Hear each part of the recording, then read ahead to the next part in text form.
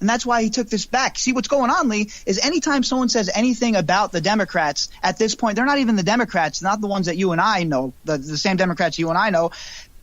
They attack their character and they call them racist and they say they're working with Russia with no evidence. They just fire off all of these claims and these charges, and there's actual lawsuits going on right now about slander and defamation in the courts about that dossier, about people in that dossier who were named that weren't involved in it, and they've proven they weren't involved in it, Russian businessmen and whatnot. But the scariest part is it isn't just people. This goes all the way back to Barack Obama. And if that's the case, we had a sitting president who weaponized the FBI for his own gain.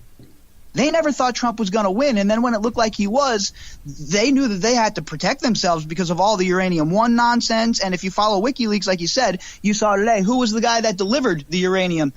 No, none other than Bob Mueller. So this rabbit hole runs deep, and it's not conspiracy when there's actual documents. Look, the thing is this. Okay, the American but to be perfectly fair for both sides, it wasn't Obama that put it into place. He was just handed a system that was put into place, and because we didn't have WikiLeaks previous to Obama, which is yes, we did. We had WikiLeaks. Yes, they leaked against George W. Bush. What were they? Were there abuses at those times? Oh, yeah. You had Abu Ghraib. You had all kinds of stuff at Guantanamo. Well, the Guantanamo stuff, but they didn't have anything political like this. I didn't see under that administration. George W. Bush Bush might be stupid, but the people around him weren't going to send stuff like that in regular email. That's the thing. They were so brazen. They never thought that they were going to lose another election. So they were so brazen with the things that they were doing, they never thought they were going to get caught. And when they finally lost the election, panic set in, and that's the insurance policy, the dossier. So it's the shit they left behind on their desk. Fucking A, this right, is all bro. This is coming down to. Let's simplify it. It's the shit they left on their desk. Look, it goes even back to the bombshell report about how Barack Obama was let Hezbollah run drugs in America. And this is all, you can look this up, Google it. This is all in mainstream media. He let Hezbollah run fucking drugs in America so the Iran deal didn't go south, so he could build more political points. That's all the guy cared about. The now. He had no long game. And we're going to suffer for it. We're already suffering for it.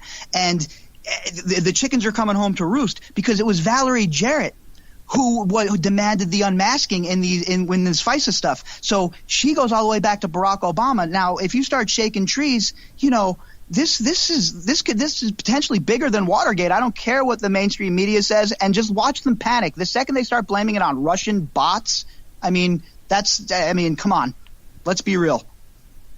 No, I completely agree. I believe that to be some level of I'm looking at it from an objective point of view. I think I can't believe that we're still running this program of this 9/11 program that is clearly, not only has it been documented fictitiously in movies repeatedly and TV shows, which I'm sure that on some level it's used and abused in the same fashion. Forget about that. Now it's being used on. I have to look at it from this point of view of why are we using this on regular American citizens? Are we looking for any tie to make it fall into the privy of being able to use it? Okay, that's one thing all by itself. And then on the other end of the coin, I'm with you. There's clearly shit that was left behind on somebody's desk. Okay, and I get that as well. It is, and I'm wondering. Are we draining the swamp? Am I just watching the aftermath of everything floating to the surface? I think it's beginning, and I think it's both sides. If you see all these Republicans that aren't running for re-election, how many of those guys have sexual harassment suits sitting around in their dossiers? You know what I mean? So it's the problem is it sounds like I'm just bashing one side, but look, what they're attempting to do here is the most dangerous thing that I've ever faced in my lifetime as somebody who's engaged in politics or watches politics. It's much more dangerous than the Soviets ever were. This is dangerous stuff, man. We're talking about destroying the Fourth Amendment. We can't, let's be honest about Obama too. Haven't we bastardized the Constitution already? That doesn't mean we should keep going. No, and I'm with you. And I'm with you. And I'm not stating that at all. I'm just taking almost the contrarian point of view of, well, as much as the Democrats want to take their all Republicans or Whitey's hating on everybody else. By the same token, the right has taken its fair share of pops with the Tea Party going back under the previous administration. I mean, when is my question is, when is all of this just going to stop? Like, I'm sick of all of it. Like, all this shit's got to stop. Well, we have to elect the right people. Look, people like you guys in California, how many times are you going to send us Maxine Waters? How many times are you going to send us Nancy Pelosi? I'm literally fascinated. Literally one of the most corrupt politicians repeatedly, Nancy Pelosi, who clearly has no view on anything and can be bought for any price. And I'm not just saying that to say it. It's like I've never seen somebody talk so far out of both sides of her head. I mean, and don't get me wrong, we had our own here in Nevada, Harry Reid, for all them years. He was my arch nemesis. I can't stand the man. He was another guy that's involved in all this nonsense FISA stuff. So this whole circle, all these guys, these aren't even Democrats. These are straight up socialist progressives. I mean, these are all Alinsky type people. These are all people that believe in the rules for radicals. You have Keith Ellison, who's a ranking member of the DNC right now, holding up an Antifa frickin' book. Really? So Antifa is okay. The Black Bloc is okay. Communists are okay. Well, I don't think the Poles think that communism's okay. I don't think the Czech Republic thinks that communism's okay. I don't think the 250,000 people that were gunned down by the Soviets and the Nazis during World War II in Poland for no reason besides that they were Polish and they weren't communist or socialist think it's okay. So why do politicians in this country think it's okay? And all these millennial neckbeards who think it's cool, these part-time baristas at Starbucks who just got hooked up by the tax cut, by the way. Mm-hmm. They run around, they destroy things, they think they're cool, they hit people with locks and socks. That never happened at the Tea Party. I was at those Tea Parties, man. Taxed enough already. It was all about being taxed and Obama's tax on Obamacare and how we couldn't afford it. And guess what? Were they right or were they right? I paid $668 a month under Obamacare. $668 a month, that's as much as the Cadillac payment, as my caddy payment, bro. Why is that fair for me? That's not fair for me. No, I completely agree. So I had no right to take to the streets peacefully and clean up after myself, by the way, never fight with nobody, and say, hey, I'm taxed enough already. How come I'm paying $668 for my insurance when I was paying $130? When do I get my – I guess what I'm trying to say is when does the middle class get their cut? When do we get our cut? So we're getting it now under Trump a little bit more than we were under Obama. Guess what? $1,000 goes a long way in the real world. I don't know what planet Pelosi lives on, but I've been in spots before, man, where $1,000 is the difference between having, the lights on and decent food in the house. Yeah. So, and I would say that for 80% of the people in the country, is the memo, is all of this just keeping people with their eye off the is this all just bullshit distraction? No, here's the thing. Even if you chop the memo and put it away and throw it away, you still have Bruce Orr, number 3 guy in charge of the whole entire Department of Justice at that time, okay? You have him investigating Donald Trump while his wife is in charge of putting together the opposition research at the firm. That's for one.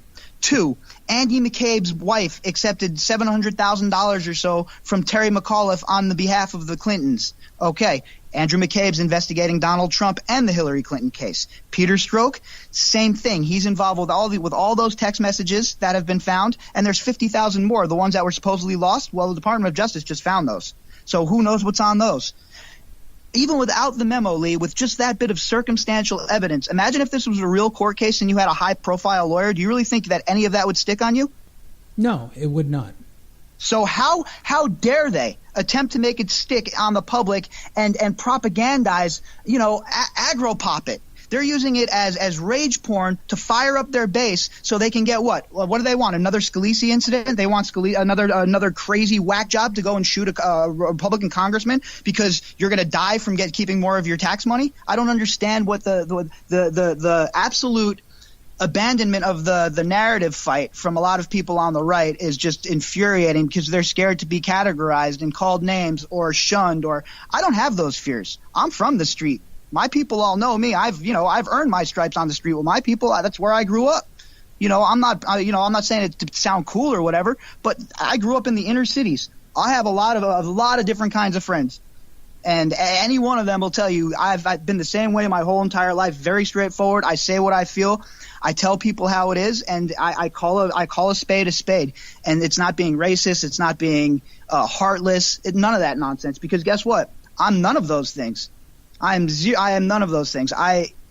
I want everybody to succeed. See, when I look at Americans, I don't look at people and see, oh, that's a black person, that's a Mexican person. I see other Americans. Until you do something wrong to me, you're just another American struggling the way I am, putting your pants on the same exact way I do in the morning.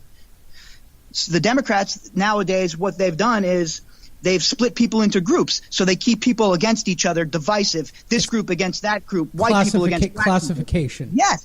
Absolutely, and it's even further than that. It's cultural Marxism to a T, and intersectionality politics, and it's absolutely positively mind-numbingly pseudo-intellectual. It's base almost, and I find it. I'm almost offended by it when someone tries to bring that to the debate, because I love nothing more than to crush people like that in a debate. I have zero remorse for social justice warriors. I don't respect safe places. I don't believe in safe places. I don't respect your echo chambers. I don't respect any of your nonsense. You know why? Because I live in reality, and I know that there's harsh truths in reality. I've learned how to lose. That way now when I win, I know how to win correctly. And it seems like this generation can't take an L. They've never learned how to lose. Everybody gets a trophy. Everybody gets pizza after the game. When we would lose a game when I was younger playing ball, forget it. No way. Pizza? Yeah, right, dude. We're going to practice again. Go skate some more. Hey, Capucci, grab those pads and run around the track 10 more times. Nowadays, you're rewarded for being mediocre, and that's what the Democratic Party has become. A bunch of people who are mediocre with no great ideas, so all they can do is attack people as racists, white nationalists, this, that, the other thing, and none of it holds water anymore. None of it holds water. And I'll give you a couple of numbers that just prove it. If Donald Trump was a white nationalist, and I can't believe I'm forced to sound like I'm actually like in the bag for this guy, because I didn't even vote. I wasn't even voting for him. I'm a Rand Paul guy. But if you look at the numbers, the unemployment rate for African Americans is the lowest it's ever been on record. Same with Hispanic people. The general unemployment rate is 4.1%. In Las Vegas alone, the Fontainebleau, the stalled project that was going nowhere, that's cracking off again. That's going to be built, 4,000 jobs. Steve Wynn just announced he's building a new casino. That's going to and Resort World is under construction as well. And South Point just gave all of their employees a big discount. That's going to keep coming. Look, the Democrats made a crucial error when they all voted against that tax cut for the people. And now they're going to be they're going to be pushed into a corner when he comes with this infrastructure bill, because they're going to have to jump on board, or what? They're going to vote against fixing the infrastructure of this country? So is this just the DNC in general? They're imploding. They're imploding on themselves. Yes. And so whatever the Republicans do, good, bad, or indifferent, or the president does, it won't matter. Doesn't matter, right? Right. Nope. The Debbie Downer, of the Schultz of the $1,000 doesn't go very far. Exactly right. If I make let me help you out. If I make $52,000 a year, which is a really good salary for anybody with a college diploma, which I don't know how they'd live on that personally, but I'm from California, where $52,000 means I better marry somebody who's also making $52,000 just so that I can rent somewhere. And still enjoy McDonald's. And still enjoy McDonald's. An extra $1,000 is an extra paycheck. I don't see how the DNC can actually shit on that. How can Schultz actually, with a straight face, shit on $1,000?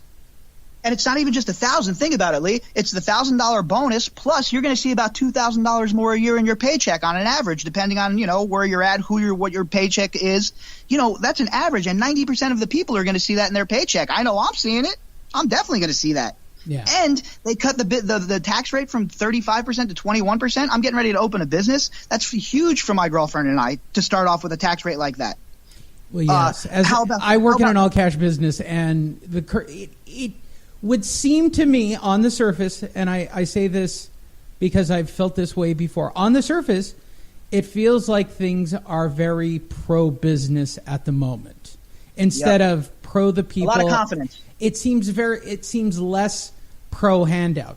And it appears to me that the people that were receiving the handouts previously seem to be upset. Yep. Because the handouts seem to have been cut off. And that's now, how it's And now and now whenever there's an issue, whatever it is, the memo or otherwise,